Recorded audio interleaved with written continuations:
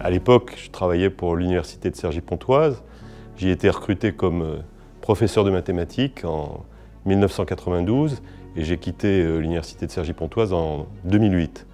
J'y ai fait une carrière de professeur des universités, c'est-à-dire que j'y ai fait beaucoup de mathématiques, de la recherche, beaucoup voyagé et organisé des séminaires à Cergy.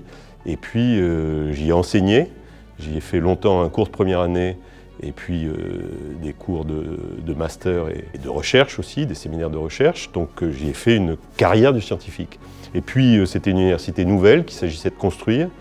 Et assez rapidement, je me suis trouvé, mais comme la plupart de mes collègues, absorbé dans les affaires collectives, dans la construction d'une nouvelle institution. Et j'y ai occupé plusieurs fonctions. Je me souviens de chargé de mission culture. On avait ce qu'on appelait un comité scientifique, qui n'était pas encore un conseil scientifique. Donc j'ai été le premier élu d'ailleurs de l'université, parce qu'à l'époque, c'était un administrateur provisoire nommé. Je me suis occupé du comité scientifique de l'université, qui consistait à essayer de construire de la recherche dans cette institution nouvelle. Et puis en 2004, j'ai été élu président de l'université de Cergy-Pontoise.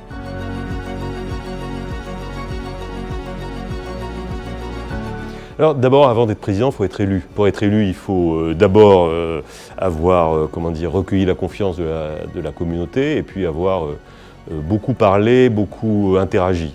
Et moi, le souvenir profond que je garde de Cergy, il n'est pas lié à cette époque terminale qu'est la présidence. C'est une longue période. D'abord, de cette période, je retiens Cergy en tant que tel, en tant que lieu. En tant que lieu qu'on voit comme un univers urbain un peu désincarné.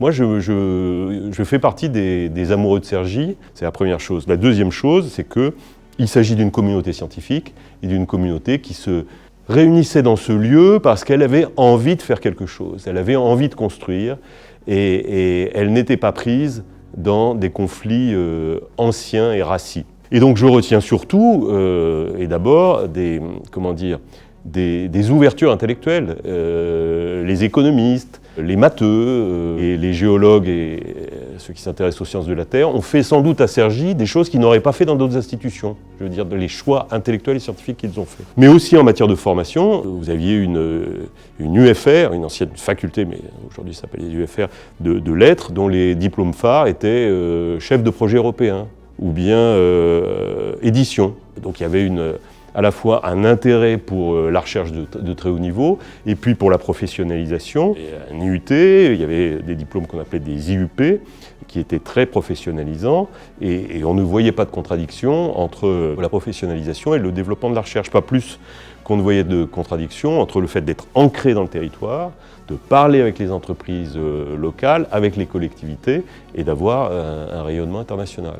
Donc de tout ça, je retiens des expériences de communauté. Il se trouve que ces années 2004-2008, c'est le moment où la LRU se prépare et est adoptée et entre en vigueur. C'est le moment où nous passons aux responsabilités et compétences élargies. Ça a l'air affreusement technocratique, mais ça veut dire que Cergy a été une des universités qui ont servi de cobaye pour le passage à ce qu'on appelle l'autonomie, qui est une forme d'autonomie, je vous rassure, assez limitée, et sans doute trop limitée pour les universités françaises, mais c'est un autre sujet. En tout cas, effectivement, il se trouve que j'ai exercé la présidence au moment où il y avait cette actualité politique. Mais moi, je me vois plutôt comme dans une chaîne de présidents qui ont été portés, qui ont à la fois su incarner le projet, mais qui ont été portés par leur communauté. Je voudrais d'abord rendre un grand hommage à Bernard Raoult, qui a été le fondateur de cette université, et aussi, d'une certaine manière, qui a su, parce que c'était un point important, nourrir des talents qui à leur tour, ont été aux manettes. Et René Lasserre, moi-même, Françoise Moulin-Civil, François Germinet, c'est juste une chaîne.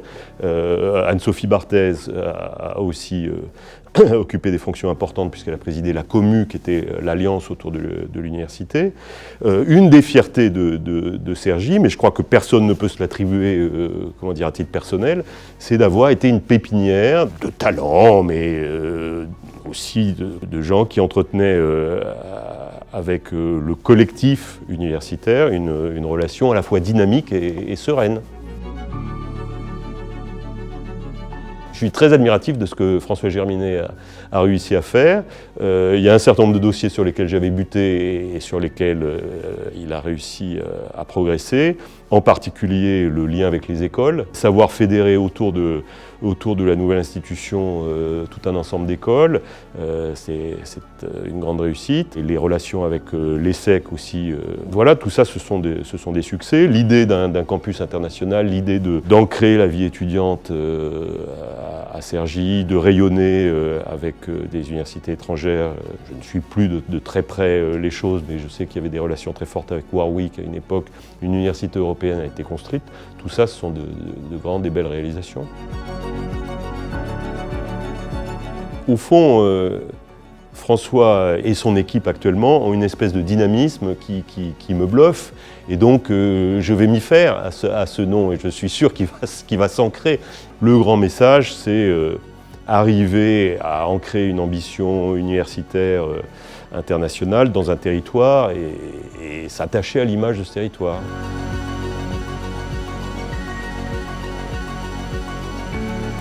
On a cru, à l'époque, qu'on allait transformer le système. C'est-à-dire que c'était par les marges, par la périphérie, d'une certaine manière des institutions comme Cergy-Pontoise ou Marne-la-Vallée ont contribué à transformer le système. Elles ne l'ont pas transformé seules. Et les universités plus anciennement installées se sont elles aussi transformées d'une manière absolument sidérante. Il y a sans doute dans la phase actuelle une caractéristique qu'une maison comme Cergy-Pontoise porte et peut apporter au système, c'est cet effet de communauté qui est très important et d'engagement. Je réinsiste là-dessus et vous parliez d'une anecdote, en voici une. Un vendredi soir, à l'époque où je n'étais pas encore président, j'étais simplement un type qui travaillait beaucoup dans son département.